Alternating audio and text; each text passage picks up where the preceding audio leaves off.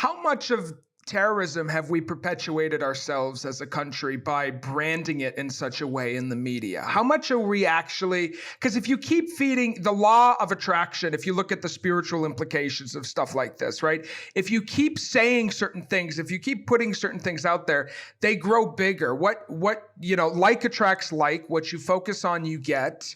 All of a sudden, everybody's scared shitless and Yeah. getting excited now, excited in the form of anger with Donald Trump. Mhm. you know and I see this as a systemic issue that's gone back not to a particular party or event, but as the way in which we've branded these things, the war on terror. How much of terrorism is our own creation? Sure. I that's a really legitimate question, and just to preface it, the views I express are my own and not those of the United States government because I am currently a federal employee. All right, that aside, I think especially after 9/11, it was very easy for both parties, for any party, for people who were unenrolled, simply Americans, to brand this as a war because it seemed like it. On September 11th, for example, I was doing my 2 weeks of reserve duty at the Office of Naval Intelligence, and we were watching the morning brief at the Pentagon from one office to another. And I just remember watching on the TV on the monitor, Commander Shan Hauer, who was head of what was called CNOIP. It was basically the intel briefing people for the Director of Naval Intelligence.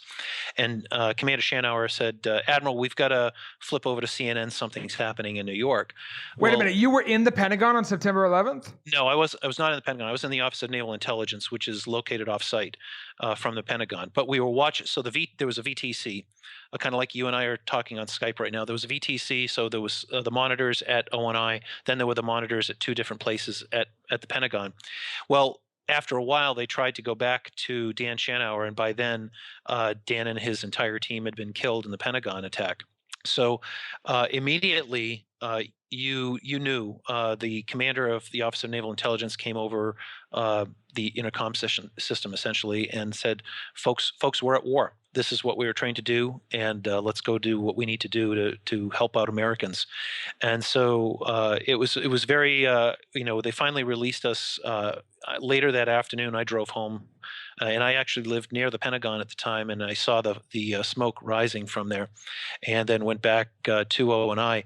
But the reason I'm telling that story is because every day I drove into work after that, or to Office of Naval Intelligence, I just remember on Route 50 seeing all the American flags that had been put out by all Americans, and there was a sense of retribution, a sense of need to identify what it was, and this was clearly an act of terror. It wasn't the first time we had been attacked by terrorists. I mean, also, certainly Al Qaeda tried it to hit the World Trade Center several years before. If you remember, there was a van in the parking garage of one of the Trade Center buildings.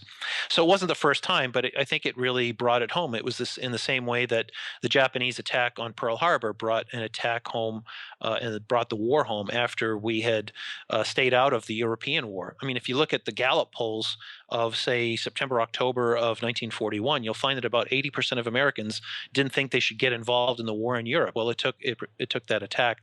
And so I think if we always have to be careful about what we're calling a war. We have wars on poverty, we have wars on drugs.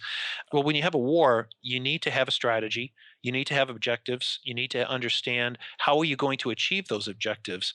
And so you have wars such as the first Gulf War, which was very clearly defined.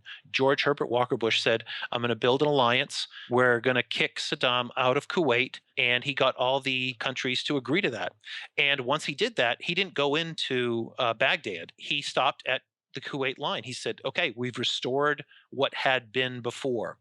Well, with terror, you have to then say, what are our objectives? Is it simply to eliminate all attacks? Is it simply to diminish the number of attacks? Is it to find retribution against those who did it?